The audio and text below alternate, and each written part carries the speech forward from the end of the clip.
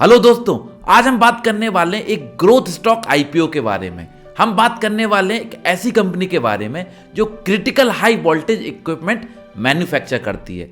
जी हाँ दोस्तों, हम बात करने वाले हैं quality power electrical equipment limited के आईपीओ के बारे में। हम बात करेंगे कि कंपनी करती क्या है, इनकी कंपनी के आईपीओ की सारी डिटेल हम डिस्कस करेंगे। उसके बाद कंपनी के फंडामेंटल्स कैसे हैं वो भी चेक करेंगे।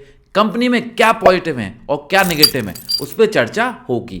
और लास्ट में दो सबसे इंपॉर्टेंट एक्सपेक्ट, पहला कि इसका करंट ग्रे मार्केट प्राइस कितना चल रहा है, और पूरी एनालिसिस के बाद मेरा क्या ओपिनियन बनता है इस कंपनी के आईपीओ को लेके। तो अगर चैनल पे नए हैं तो मेक मनी विद मनी को तुरंत सब्सक्राइब कर दीजिए और बेल आइकन पर क्लिक कर दीजिए, जिससे कि आपको सारे नोटिफिकेशन और अपडेट आते रहें। तो चलिए स्टार्ट करते हैं वीडियो।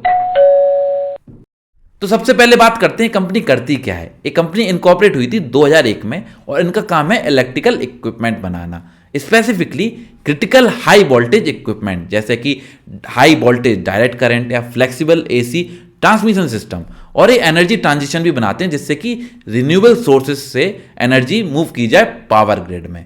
अब बात करते हैं कि कंपनी के आईपीओ की डिटेल्स क्या है। तो आप इस कंपनी के आईपीओ में 14 फरवरी से लेके 18 फरवरी के शाम के 5 बजे तक इस आईपीओ में इन्वेस्ट कर सकते हैं। इस कंपनी की करंटली मार्केट कैप है 3,291 करोड़, यानी कि ये स्मॉल कैप रेंज में आती है। आईपीओ साइज की बात करें तो 858 करोड़ का आईपीओ, जिसमें से 633 करोड़ का ओएफएस है, ना कि ऑलमोस्ट आप देखें 3/4 जो पैसा है वो कहीं ना कहीं प्रमोटर्स की जेब में जाएगा। लगभग 1/4 पैसा ही केवल कंपनी में इन्वेस्ट किया जाएगा।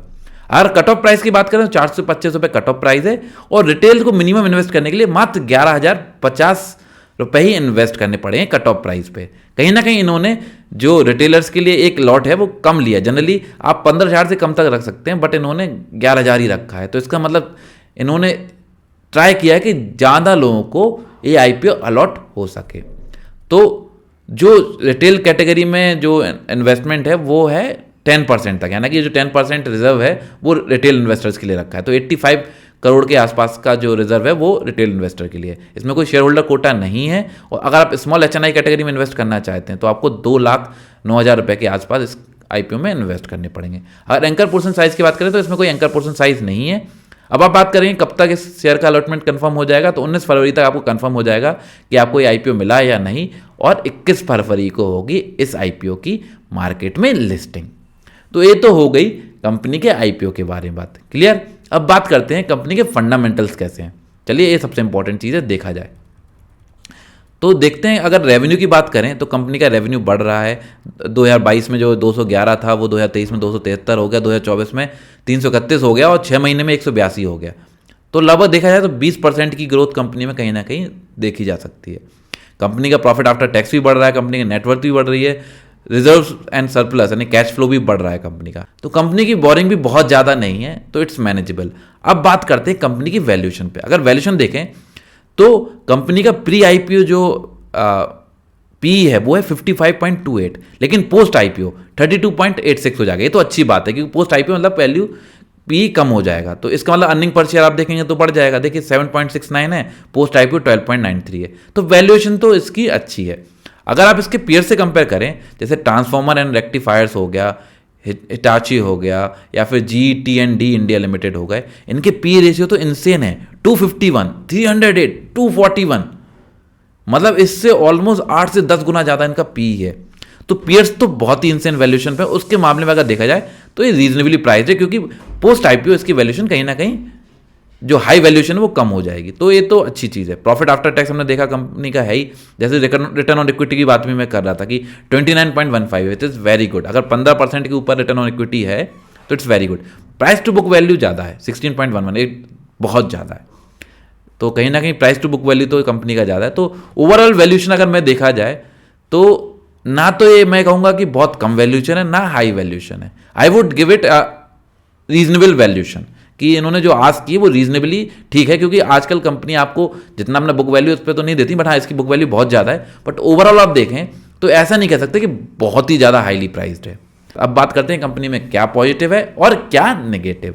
तो कंपनी के अगर पॉजिटिव्स की बात करें तो कहीं ना कहीं कंपनी इमर्जिंग प्लेयर है energy transition equipment and power technology में। तो मैंने जैसा कि स्टार्टिंग में बोला कि एक ग्रोथ स्टॉक है, चांसेस आर वेरी हाई अगर एक कंपनी में बिजनेस अच्छे चलते रहे तो कंपनी की ग्रोथ स्टोरी बहुत अच्छी हो सकती है, जो कि लॉन्ग टर्म इन्वेस्टर्स के लिए एक अच्छी बात है।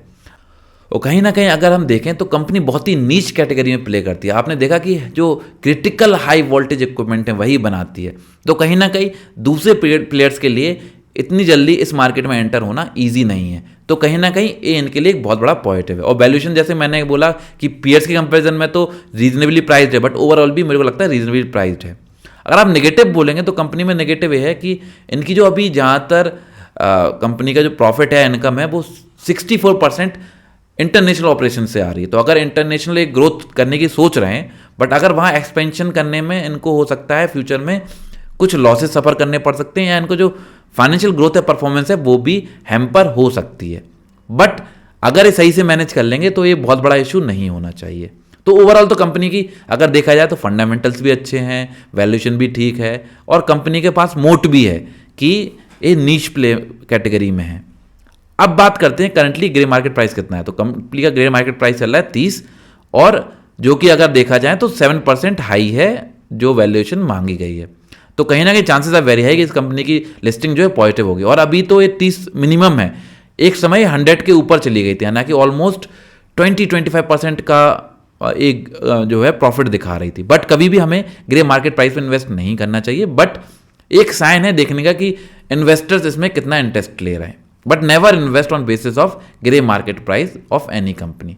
चलिए अब बात करते हैं last but not the least कि पूरी एनालिसिस करने के बाद मेरा ओपिनियन इस आईपीओ को लेके क्या बन रहा है। तो देखिए, ओवरऑल कंपनी के फंडामेंटल तो बढ़िया है, कंपनी ग्रोइंग है जो कि सबसे इंपॉर्टेंट चीज़ है, वैल्यूएशन भी ठीक है आ गई है। तो मैं तो इस आईपीओ में इन्वेस्ट करना चाहता हूं, और इवन मैं तो इसको लॉन्ग टर्म के लिए इन्वेस्ट भी कर सकता हूं, क्योंकि मुझे लगता है ये ग्रोथ स्टॉक है। बट ये मेरा ओपिनियन है, मैं कोई सेबी रजिस्टर्ड इन्वेस्टमेंट एडवाइजर नहीं हूं। ये वीडियो केवल आपकी नॉलेज और इन्वेस्टमेंट पर्पस के लिए, तो ये मैं केवल आपको नॉलेज के लिए बता रहा हूं। अगर आपको इसमें इन्वेस्ट करना है तो अपने इन्वेस्टमेंट एडवाइजर से भी सलाह ले सकते हैं। तो अगर वीडियो अच्छी लगी तो इस वीडियो को लाइक कर दीजिए, और अपने दोस्तों और कलीग्स के साथ इस वीडियो को शेयर करना ना भूलें। तो चलिए मिलते हैं अगले वीडियो में। धन्यवाद।